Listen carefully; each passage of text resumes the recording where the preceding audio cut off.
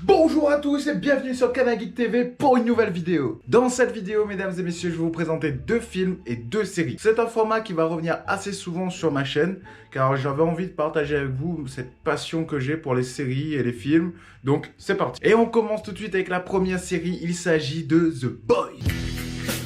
Cette série est très originale car elle nous montre des super-héros comme on ne les a jamais vus. Qu'est-ce que je veux dire par là? En général, quand on regarde un Marvel ou un DC, les super-héros sont irréprochables et ils sont là pour sauver nos mimiches. Dans The Boys, c'est pas la même. Dans ce monde-ci, les super-héros sont surmédiatisés et idolâtrés du monde entier, ce qui fait que ça monte à la tête. L'argent et la gloire font que ces super-héros pensent qu'ils sont tout permis et ils agissent comme s'ils étaient tout permis. Mais vous l'aurez deviné, il y a des gens ils sont pas trop d'accord avec ça, hein? À partir de là, un petit groupe d'humains va essayer de les contrer, de les combattre et de révéler au monde entier leur vrai visage. Petit à petit, on va découvrir les motivations de chacun d'entre eux dans le groupe anti-héros. Pourquoi ils sont contre les super-héros et qu'est-ce que les super-héros leur ont fait de si grave pour vouloir les faire tomber aux yeux de tous. Du côté des gentils, le petit groupe anti-héros sera leadé par Karl Urban qui jouera le rôle de Billy Butcher. Et il n'est pas tout seul. De l'autre côté, chez les super-héros, c'est Anthony Starr qui va jouer le rôle du super leader. Et franchement, je pense, à mon sens, que c'est grâce à ces deux acteurs que le climax tendu entre anti-héros et super-héros est vraiment réussi dans cette série. Attention, c'est pas parce qu'il y a des super-héros qu'on peut regarder ça avec son petit frère ou un enfant. Attention, The Boys, c'est pas pour les enfants, vraiment. La série est vraiment trash, va dans l'humour noir, et quand c'est violent, c'est violent. Donc va pas regarder ça avec ton petit cousin de 8 ans, frère, hein. C'est... Non, non, non, non, non, non. La deuxième série que j'ai choisie pour vous, mesdames et messieurs, il s'agit de Carnival Row. Dans Carnival Row, on est dans un monde où les fées, les centaures et les créatures fantastiques cohabitent avec les humains. Jusque-là, vous me direz, bah, c'est du déjà vu. Sauf que ils ne sont pas dans une ère médiévale qu'on a l'habitude de voir, mais plutôt dans une époque victorienne. Parce qu'en général, quand on vous dit centaure, vous vous imaginez pas un centaure en casquette, un smartphone en train de manger un kebab pour attendre le bus. Vous l'imaginez dans un univers médiéval, petite forêt, un arc... Et c'est normal, jusque maintenant, c'est ce que le cinéma nous a montré de ce genre de créatures. Et là, Carnival Row va prendre ces créatures mythologiques et fantastiques et les projeter dans une période, une ère dans laquelle on n'a pas l'habitude de voir ce genre de personnages. Les créatures fantastiques ne sont pas parmi les humains pour rien. Sur leur terre d'origine, il y a le pacte. Alors, qui est le pacte? On va dire que le pacte, ils ont des pratiques pas très feng shui.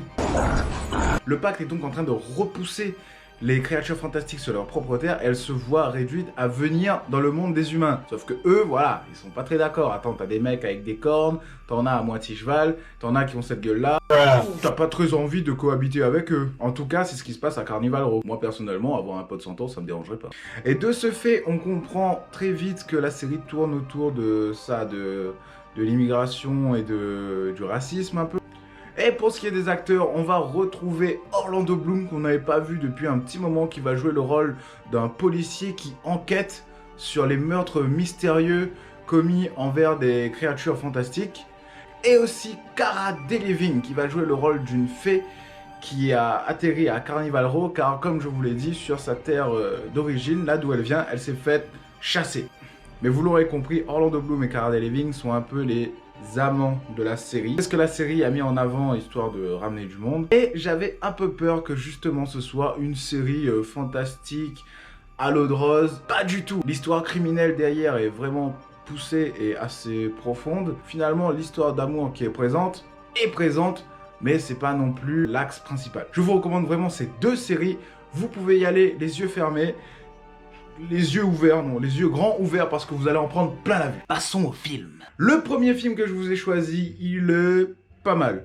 Ne vous attendez pas à une claque cinématographique ou scénaristique, c'est pas du tout le cas. Voyez-le plutôt comme un film, un gros délire à voir entre potes ou même tout seul. Un petit film pour détendre un peu l'atmosphère et en ce moment, on en a bien besoin. Il s'agit de Guns Akimbo.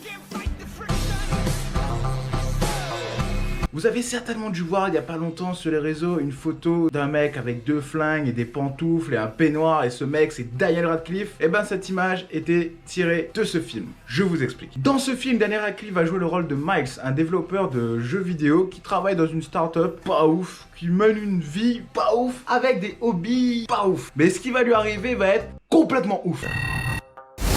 Il est allé sur un réseau où il ne fallait pas déconner. Il s'agit de Schism. Schism. Dans le monde de Guns Akimbo, Schism est un jeu, mais pas vidéo. C'est un jeu tout ce qu'il y a de plus réel. Le jeu est simple, les gens ont la mission de s'entretuer et tout ça va être filmé et streamé dans le monde entier et tout le monde est content. Sauf que le petit Miles va se retrouver malgré lui joueur. Et comme vous l'aurez deviné, hein, quand tu travailles dans une start-up de jeux vidéo pas ouf, t'es pas ce qu'il y a de plus fort en gun. Mais voilà, il se réveille un beau matin et il a 2 gros guns, sa mère, scotchés aux mains. Et on lui donne la mission de tuer quelqu'un. À partir de là, le film commence et mesdames et messieurs, ça ne s'arrête plus. Le film est bien rythmé, les scènes sont impressionnantes et explosives, mais encore une fois, je le redis, c'est vraiment un gros délire. Et si vous êtes un geek et vous êtes un gros gamer, je pense que le film va vraiment faire le taf et que vous allez y trouver votre compte. Et enfin, le deuxième film, A Cure for Life. De son titre original, A Cure for Wellness. A Cure for Life est un thriller fantastique qui va nous mettre dans l'ambiance dès les premières minutes. L'ambiance glauque, perturbante et un peu bizarre est très bien représentée et on se met vite dans la peau du personnage et on se dit il y a quelque chose qui va pas. Et si on arrive à si bien se mettre dans l'ambiance, c'est parce que à la réalisation, mesdames et messieurs, on a Gore Verbinski, à qui on doit déjà la magnifique trilogie des Pirates des Caraïbes. Et Monsieur Verbinski revient avec ce film qui n'a rien à voir avec Pirates des Caraïbes. Dans ce film, on va suivre l'aventure de Monsieur Lockhart, qui est à la recherche de son patron, parti dans les Alpes suisses pour suivre une certaine cure miraculeuse. Sauf que le bougre ne donne plus de nouvelles. Du coup, Monsieur Lockhart a pour mission d'aller voir son patron. Sauf que, arrivé sur place, Monsieur Lockhart va réaliser que le centre de soins et même la cure en elle-même...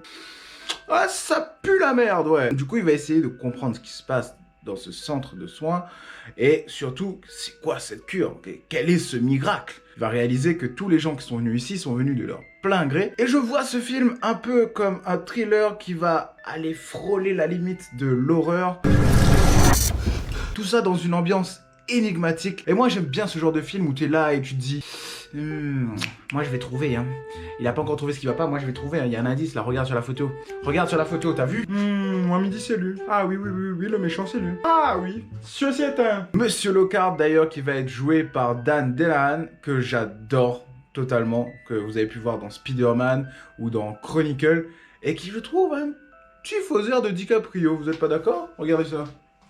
Y a pas un petit... On aura aussi Jason Isaacs qui est présent dans ce film, que vous avez pu voir dans Harry Potter en tant que Lucius Malfoy ou dans Peter Pan en tant que Captain Crochet. Donc voilà, si vous aimez vraiment les films avec une petite ambiance asile psychiatrique, sanatorium, hôpital, maison de retraite, eh ben n'hésitez pas à foncer vers A Cure for Life, vous allez être servi. T'as dit thriller fantastique. Pourquoi? Ah, comme j'ai dit, je vais pas tout vous dire, attends.